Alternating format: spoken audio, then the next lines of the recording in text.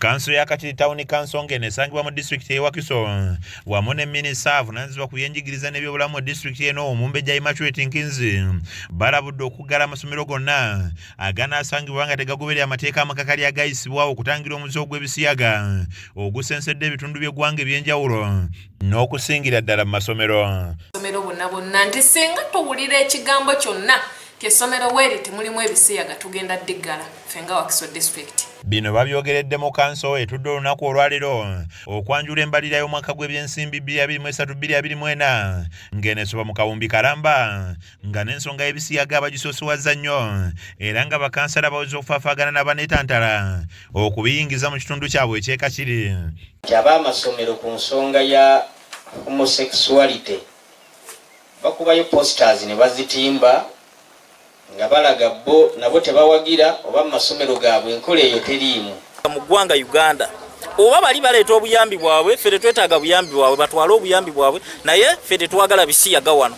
Bano abakulembeddwamu sipiika waabwe Sebayiga Timothy wamu ne Meya Bisaso Moses bayisizza ekiragiro buli ssomero okuvaayo okulaga wawe erigwa era batimbe n'ebipande ebitangira omuze guno nga bwe gwali ku kirwadde kya COVID-19 nga bino byatimbibwa buli kanyomero k'ensi eno era n'awangulwa. Pande obwogera mu masomero ne signpost eziraga nti nno nabo bavumirira era tebawagira Bisiyaga kyajja era ne tubasaba bakikoleko. Abagenda okukola inspection balina kyekimuko kye bagenda okuzuula okulaba nti bakitadde mu nkola. Wano minisita ebyobulamu ku disitulikiti Omumbejja Nkinzi wategeereza nti okusinziira ku bulabo obuli mu muze guno abagwetabamu bafa nga n'abamu ebyenda bisowokayo nga kati kyekiseera obutattira muntu yenna ku liiso wamu n'okubula bonna abagwetabamu. Olaba omwami abadde ayagalana n'omwami atandise n'okuvaayo ebyenda eno wansi neŋŋamba kati omuntu oba ofa ki okweteeka ku kintu ng'ekyo nga kisobola okusaanyaawo obulamu bwo. Kireeta ebirwadde eby'enjawulo kyekimu abakyala n'abakyala ojja kwesanga ng'ogenda kufuna kansa ate era kito kyalinga n'abantu mu ndowooza zaffe.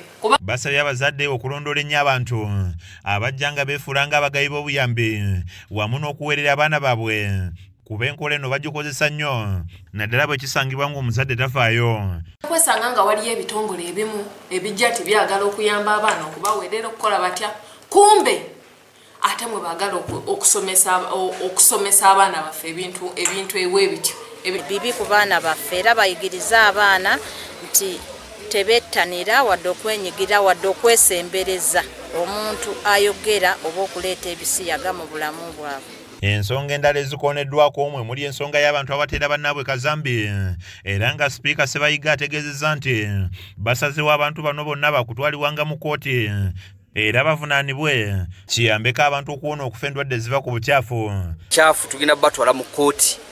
Ekkooti tugenda batwala kubanga tukiyimbiridde ebbanga lyonna.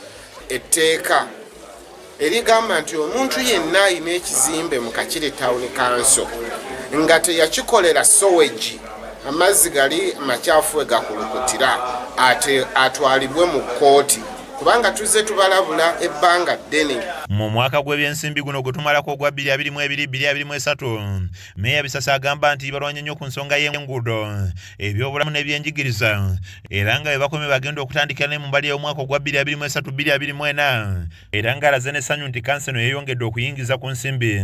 Muddayo ne mutunuulira mu biwandiiko byammwe mujja kulaba nga ennyingiza kale yeeyongeddeko.